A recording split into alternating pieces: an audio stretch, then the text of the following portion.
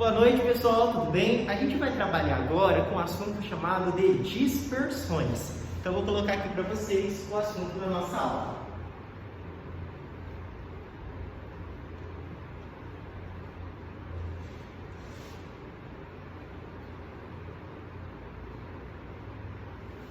Pessoal, uma dispersão nada mais, nada menos é do que uma substância disseminada, espalhada em uma segunda substância sob a forma de pequenas partículas. A gente tem o disperso e o dispergente, tá? A substância que está espalhada é o disperso e a outra é o dispergente.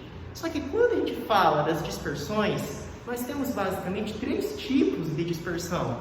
Então nós temos aqui, olha só, a gente vai ter a solução. Nós temos também, o que mais? Nós temos o, deixa eu fazer um pouco para baixo aqui, ó, para ter espaço para preencher aqui. A gente tem também o coloide e a suspensão.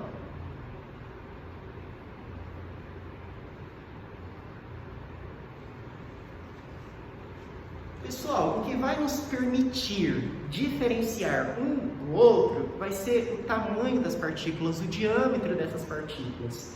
Então, por exemplo, se o tamanho for menor que 1 nanômetro, nós temos uma solução. Então aqui a partícula, ela vai ter um tamanho menor que 1 nanômetro.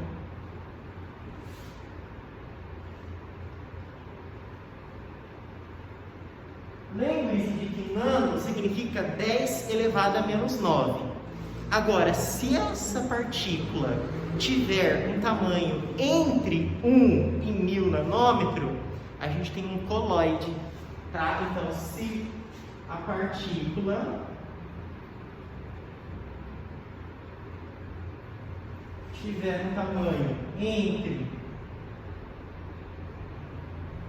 1 e 1000 nanômetro, vai ser classificado como coloide. Agora, se a partícula tiver um tamanho maior que 1000 nanômetro, nós temos uma suspensão.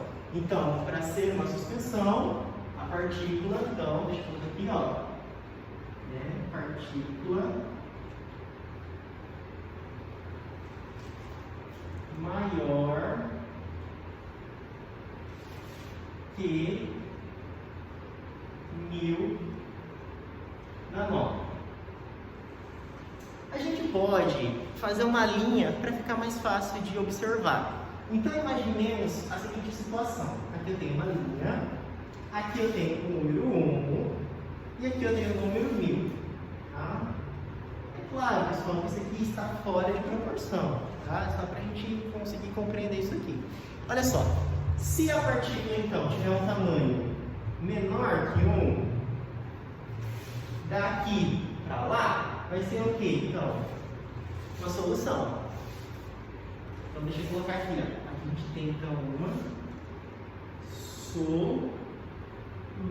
solução.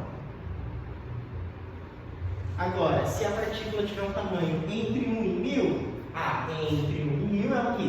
Coloide. Então, aqui vai ser um coloide.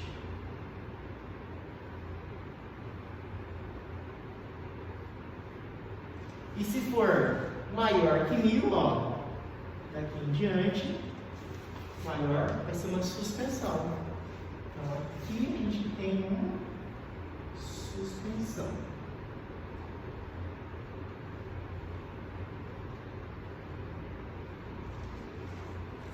Vamos exemplificar? Um exemplo de solução: água com sal.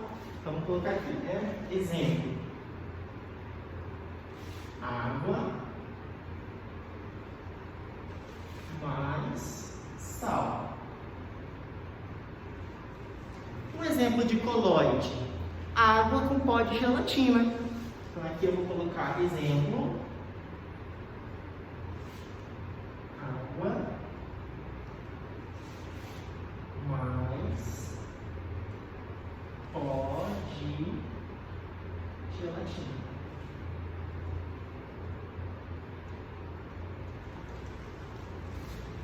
exemplo de suspensão? Água com areia. Então, aqui exemplo. Água